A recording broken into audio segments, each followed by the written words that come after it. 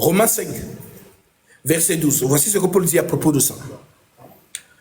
C'est pourquoi, comme par un seul homme, le péché est entré dans le monde, et par le péché la mort, et qu'ainsi la mort s'est étendue sur tous les hommes, parce que tous ont péché. Alors je te pose la question, est-ce que Marie a péché?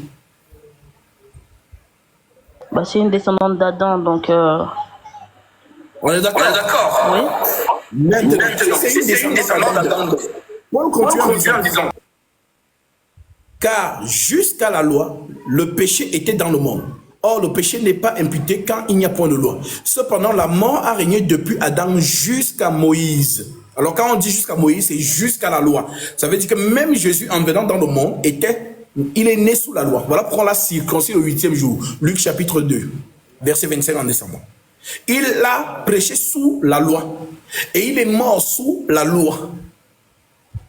Voilà donc pourquoi Paul dit, cependant, la mort a régné depuis Adam jusqu'à Moïse, même sur ceux qui n'avaient pas péché par une même transgression que celle d'Adam, lequel est la figure de celui qui devait venir.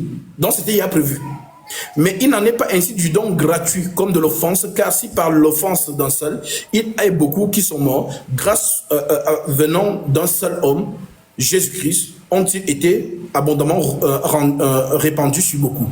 Et il n'en est pas du don comme de ce qui est arrivé par un seul qui a péché, car c'est après une seule offense que le jugement est devenu condamnation. Tandis que le don gratuit de Dieu, le don gratuit devient justification après plusieurs offenses. Si par l'offense d'un seul, la mort a régné par lui seul, et à plus forte raison, ceux qui reçoivent l'abondance de la grâce et du don de la justice régneront-ils dans la vie par Jésus-Christ, lui seul. En d'autres termes, nous sommes tous dans la catégorie de ceux qui sont nés d'Adam, y compris Marie. Donc ce que le Vatican a dit, immaculée conception, ça n'existe pas. Aucun apôtre n'a prêché ça. Donc, si nous sommes tous descendants d'Adam, alors, je te pose une question. Est-ce que Dieu va donc sortir d'une lignée pécheresse? Non. Voilà pourquoi il ne fallait donc pas que un descendant de David, à proprement dit, son zéra. En hébreu, le sperme veut dire zéra. Devait donc entrer dans Marie. Voilà pourquoi jusqu'aujourd'hui, les Juifs disent que Jésus est un faux Messie parce que il n'est pas issu d'une semence biologique. Ça veut dire que ce n'est pas un descendant de David de manière biologique, c'est-à-dire Joseph. Joseph n'a pas justement mis sa semence en Marie. Voilà ce qu'ils disent. Mais pourquoi donc Dieu n'a pas permis que le Seigneur vienne par une semence biologique? Tout simplement parce que tous sont pécheurs. Donc il faut donc que l'Esprit lui-même mette sa semence en Marie. Voilà donc pourquoi Jésus dit à Nicodème, ce qui est né de la chair est chair. Ce qui est issu de l'esprit est esprit. Donc si quelqu'un est né de la chair, lorsqu'il meurt, il se décompose. Et dans tout le monde entier, dès que quelqu'un meurt, qu'est-ce qu'on fait? On met dans la glace. Pourquoi? Pour empêcher qu'il se décompose. Pourquoi? Parce que la prophétie est vivante. Tu es poussière et tu retournes à la poussière. Alors, la personne meurt. Si on ne met pas dans la glace tout de suite, il commence à décomposer. C'est l'image de Lazare. Jésus a dit, où l'avez-vous mis? La sœur a dit, Seigneur, 4 jours, il dégage déjà. Alors peut-être qu'il est en pleine décomposition. Maintenant, pourquoi Lazare se décompose? Parce qu'il est descendant d'Adam. Il retourne à la poussière. Maintenant, Jésus lui donc alors, lorsque lui meurt, est-ce qu'il s'est décomposé? Non. Pourquoi? Parce que dans les psaumes, il était déjà écrit, tu ne permettras pas que ton sein voie la corruption. Il ne pouvait pas. Pourquoi? Parce qu'il ne vient pas de la terre. Lui, il vient du ciel. Voilà donc pourquoi tu es poussière, tu retournes à la poussière. Tu es esprit, tu retournes à l'esprit. Je suis venu du Père et je retourne vers le Père. Donc voilà donc pourquoi ce que les gens appellent la résurrection, en fait, c'est la prophétie de Jonas. S'il a donné la prophétie de Jonas en disant, comme Jonas a fait 3 jours et 3 nuits dans le sein de la terre, Ainsi, le Fils de l'homme fera 3 jours et 3 nuits. Si Jonas a fait 3 jours et 3 nuits dans le sang du poisson, ainsi le Fils de l'homme fera 3 jours et 3 nuits dans le sang de la terre. En d'autres termes, la terre va le rejeter. Pourquoi? Parce que la terre va constater qu'il n'est pas pourrissable. Il n'est pas décomposable. Alors la terre se dit, mais c'est quel être ça? J'essaie de le décomposer, je n'arrive pas. Alors, comme il n'est pas d'ici, il le renvoie. C'est ce qui s'est passé avec Jonas et le poisson. Le poisson avale Jonas, mais le poisson se dit, mais attends, je n'arrive pas à digérer Jonas. Je n'arrive pas à le digérer. Alors, comme je n'arrive pas à le digérer, j'ai une intoxication alimentaire, donc je le rejette. Jonas est ressorti. C'est ça donc le miracle qu'il a promis aux Juifs.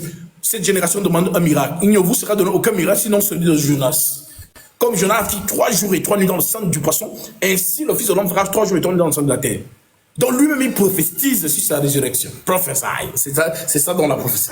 Voilà donc pourquoi le Seigneur est justement, je vais lire ça. Que Dieu te bénisse, mon frère, pour ton offrande. Tu as été touché par la parole et le Seigneur manifeste dans ton esprit de faire cette offrande pour prendre ta bénédiction.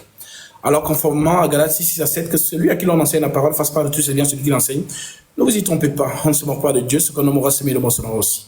Corrélé à Matthieu 10, l'ouvrier mérite sa nourriture, il déclare au Seigneur. Un enfant dans la maison, salue-la. Si la maison est digne, quand ton père vient sur elle, si la maison n'est pas digne, quand ton père retourne avec vous. Tu en es digne, car ce que tu as donné, je vais manger. Comme les 3 hommes ont mangé, Abraham et la bénédiction entrée dans sa demeure. Alors que par cette offrande, le Seigneur t'accorde ce que ton cœur désire, lui qui connaît tes prières et tes doléances, et qui déverse en toi ses dons spirituels. Au nom de Jésus-Christ, mon frère, sois abondamment béni. Shalom. Alors, ma soeur, regarde comment Paul explique ça, parce que c'est lui qui a enseigné toutes ces choses. Si Paul arrive maintenant, la manière dont il va taper les prêtres, ça sera grave. On va seulement appeler la police. Ça sera grave. Parce qu'ils ont enseigné des choses que lui n'a pas justement enseignées. Romains, chapitre... Non, 1 Corinthiens, chapitre 15. Il dit ceci.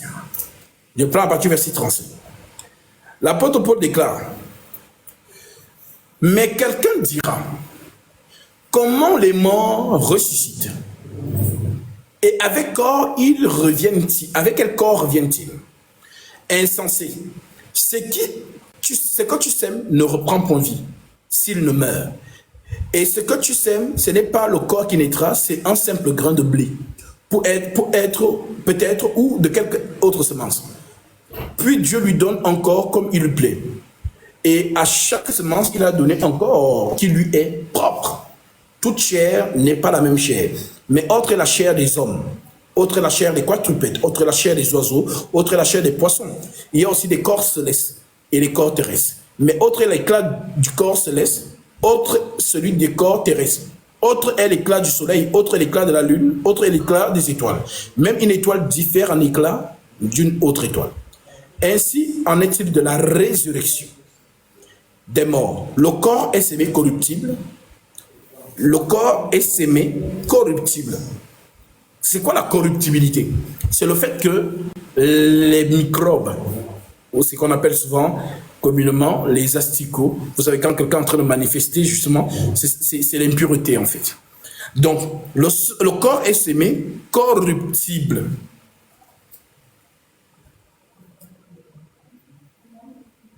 Le corps est sémé corruptible, il ressuscite incorruptible. Donc, il est sémé méprisable, il ressuscite glorieux. Il est sémé infirme, il ressuscite plein de force. Il est sémé corps animal, il ressuscite corps spirituel. S'il y a un corps animal, il y a aussi un corps spirituel. Maintenant, écoute comment il explique ça. C'est pourquoi il est écrit, le premier homme, Adam, devint une âme vivante. Mais le dernier Adam est devenu un esprit vivifiant. Je ne sais pas si on se comprend. Le corps, donc le premier homme devient une âme vivante. Mais le second, c'est un esprit vivifiant. Ça veut dire quoi vivifier? Vivifier, c'est donner la vie. C'est lui qui donne la vie. Un esprit vivifiant. Nous vivons par lui. En lui, nous avons l'être et le mouvement. Donc, Paul continue en disant,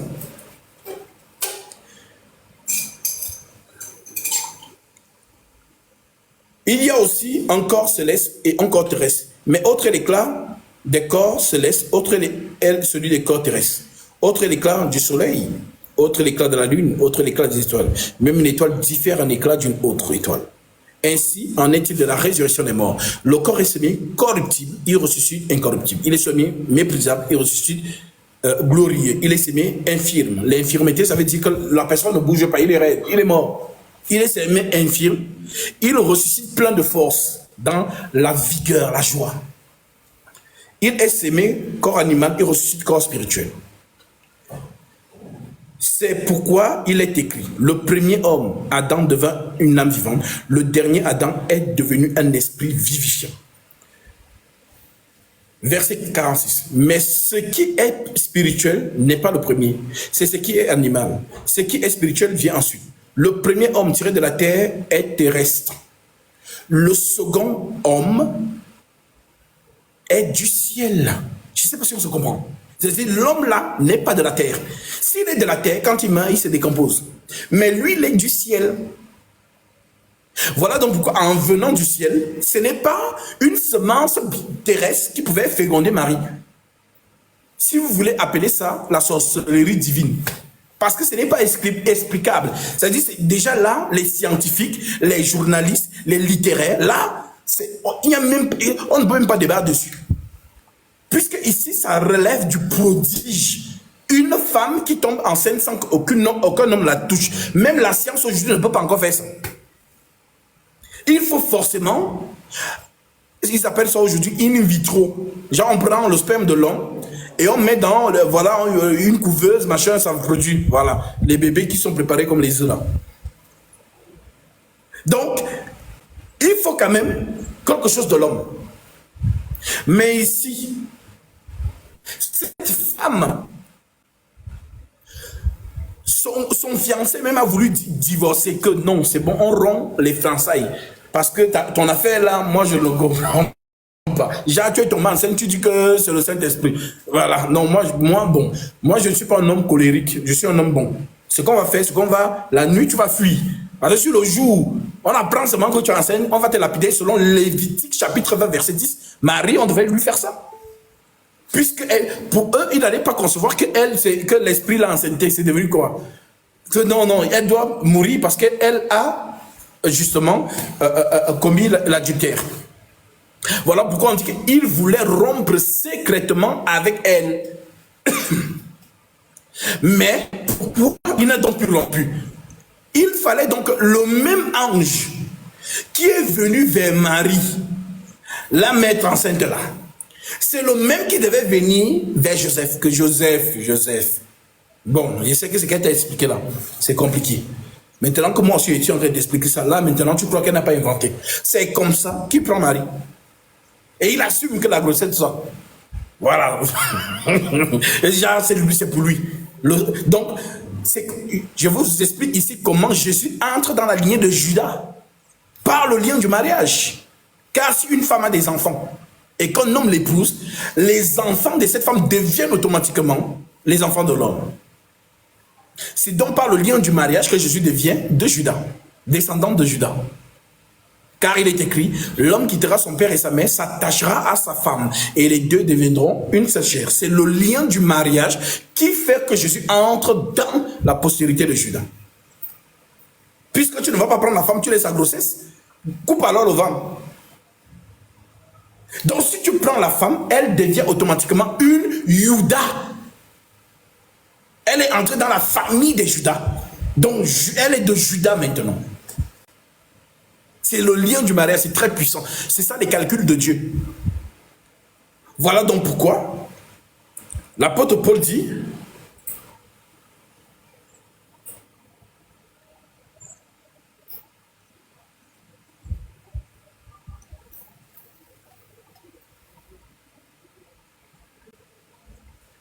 tel est le terrestre, verset 48, tels sont aussi les terrestres.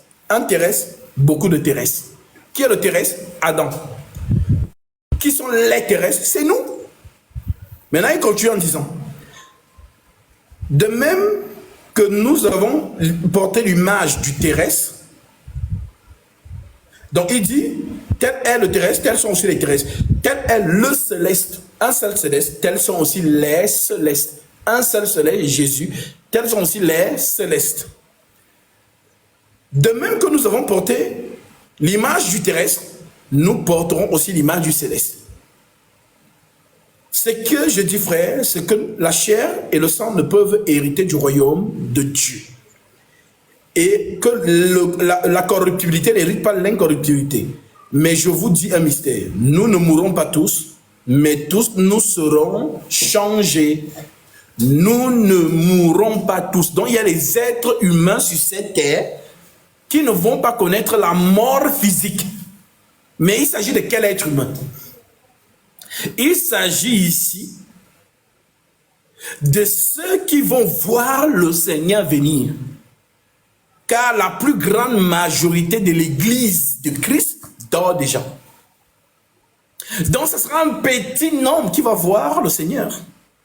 Voilà pourquoi il est dit, lorsque le Fils de l'homme reviendra sur la terre, trouvera-t-il la foi? Parce qu'il n'a pas trouvé la foi à Sodome et Gomorrhe. Il est venu, il a dit, mais qui croit ici même? On dit qu'il y avait un gars là, il s'appelait Lot. Voilà pourquoi c'est le seul qui est sorti. Le feu est descendu. Donc, c'est cette image-là. Lorsque le Fils de l'homme viendra sur la terre, trouvera-t-il la foi? C'est une question qui est posée. Parce que les gens pensent souvent que oh, nous sommes 8 milliards sur la terre. Ça veut dire que les chrétiens, la plupart des chrétiens sont...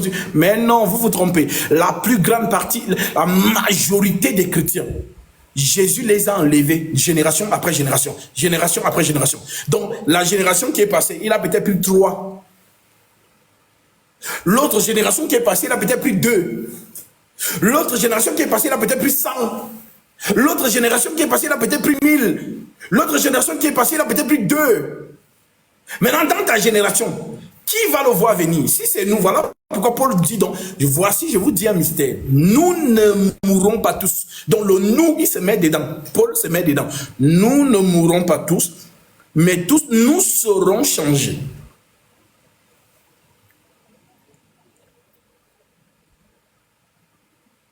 Voici, je vous dis un mystère.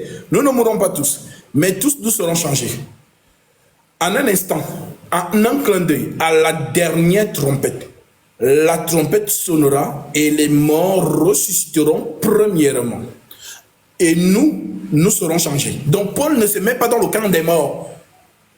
Paul ne se met dans le camp des vivants. Parce qu'il dit nous serons changés. Mais Paul n'est plus. Il est parti. Donc il fait partie de ceux qui vont ressusciter premièrement.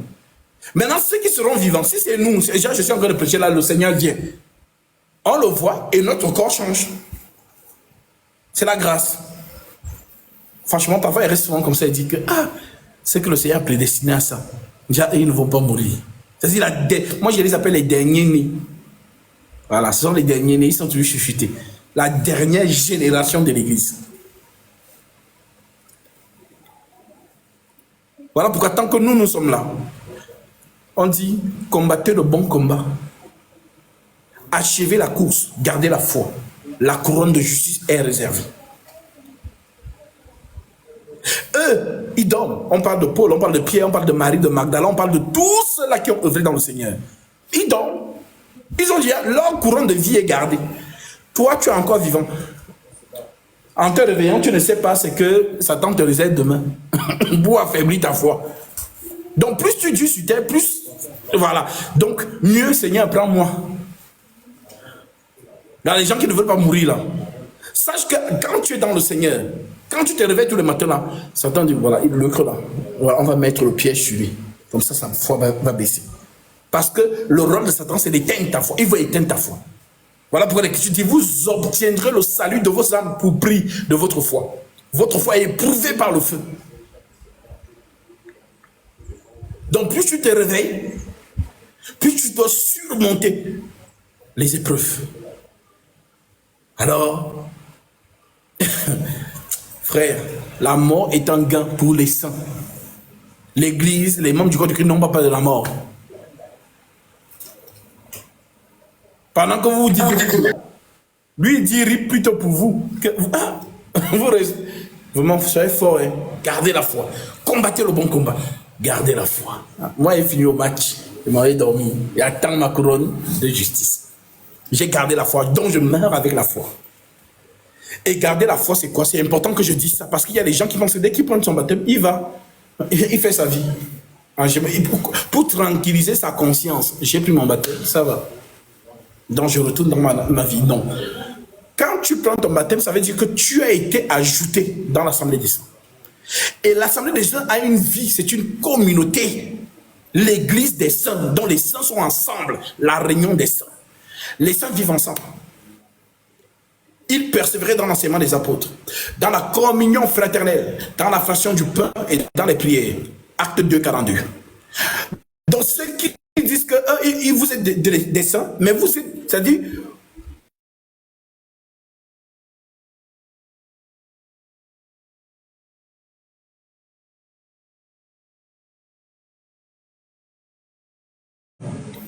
voici mon corps. J'ai les membres. Donc, lorsque je suis en train de parler, la main aussi fait des gestes. Elle participe. Le pied, le genou, donc tout est englobé. Nous travaillons ensemble, les membres du corps. Bon, imagine-toi que je suis en train de parler, l'épaule n'est pas là, il est allé se balader, il dit que il a sa relation personnelle avec Jésus dans sa chambre. Vous n'êtes pas le corps du Christ. Voilà. Le pied dit que non, moi je suis dans ma relation personnelle avec Jésus dans ma chambre. Je ne sais pas qui vous a enseigné ça. Les membres du corps de Christ sont ensemble. J'ai dit aux frères au Gabon, même si vous êtes trois, gardez cette chaleur. Passez du temps ensemble. Chantez, priez. Soutenez-vous les uns les autres. C'est la vie de l'Église. Les saints sont ensemble. Parce qu'un saint représente Jésus. Donc, quand tu fais ça, c'est Jésus. Au-delà de vos yeux humains. Nous marchons par la foi et non par la vue. Mon frère ou ma soeur à côté, c'est Jésus. Donc même si nous sommes trois et que nous partageons les moments en Christ ensemble, nous sommes là, nous sommes fervents. Je ne suis pas isolé de mon côté, je dis que j'ai ma relation personnelle avec Jésus dans ma chambre. Si j'ai un don, le don s'exprime parmi les trois. Si j'ai le don de guérison, les deux autres vont bénéficier. Si l'autre a le don de libéralité, les deux autres vont bénéficier. Si l'autre a le don de chasser les démons, toutes ces choses-là, le don des langues, le don des interprétations, ils vont en profiter. Donc oui, assemblée de saints, nous sommes encore. Et nous devons maintenir la vie en communauté. Ce n'est pas les méga church où vous êtes des milliers, donc c'est ça, vous êtes des milliers, l'autre ne connaît même pas là où l'autre habite. L'autre ne connaît même pas que c'est son frère. Dans la fin là, rentrez chez vous, chacun, on s'est vu, on était occulte. Mais il ne te connaît pas. Il ne te connaît pas. Il ne te connaît pas. Donc, nous sommes ici dans des abattoirs industriels. On est juste là pour vous ruiner. Vous êtes des chiffres d'affaires. Il n'y a pas de vie. Alors, oui, la première église nous a montré l'exemple. Acte 2, 42.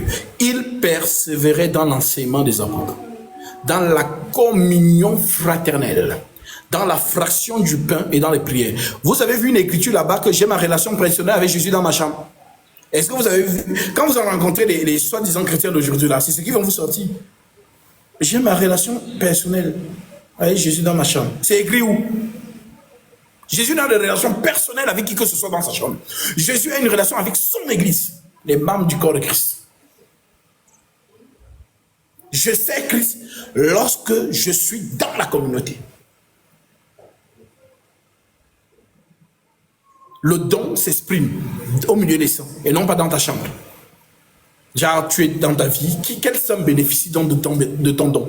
Car l'Écriture dit que ceux qui cherchent à en posséder les dons cherchent à en posséder pour l'édification de l'Église. Parce que Christ donne le don pour que ça serve dans l'assemblée des saints.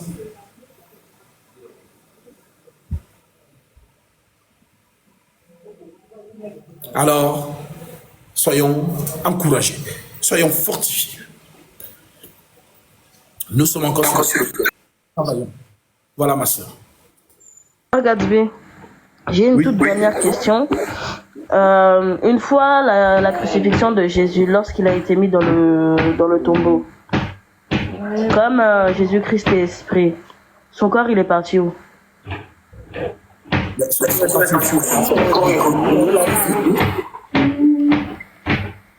Il est reparti de là où il est venu. Élie est venu d'où avec son corps? D'accord. D'accord. Voilà. Donc il est reparti avec ce corps. Voilà, ce corps. Est-ce que tu demandes à quelqu'un qui a un corps comme toi et moi de monter aussi au ciel, on voit. Un corps qui marche sur l'eau, un corps qui gronde de la tempête et la tempête se calme. Un corps Superman qui s'envole, qui assujettit les lois de la pesanteur. C'est donc l'homme à l'image de Dieu qui domine sur toute la terre. Voilà ma soeur. Merci frère Gatsby. Shalom. Shalom.